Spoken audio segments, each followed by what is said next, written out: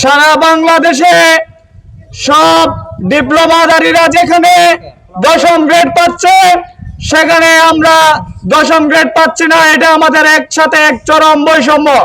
Complete shutdown আমরা চাচ্ছি না, রোগীদের ভোগান্তি আমরা চাচ্ছি না, আমরা আমাদের প্রাণের দাবিটাই শুধু চাচ্ছি। আজকের ভিতরে যদি মেডিকেল টেকনোলজিস্ট ও ফার্মাসিস্টের 10ম গ্রেডের প্রজ্ঞাপন দেওয়া হয়, আগামীকালকে থেকে আমরা আমাদের কাজে ফিরে যাব। নতুবা আমাদের এই কমপ্লিট শাটডাউন ঘোষণা করা হয়েছে, কমপ্লিট শাটডাউন বাস্তবায়নের মাধ্যমে আমরা আমাদের দাবি নিয়ে ঘরে ফিরব।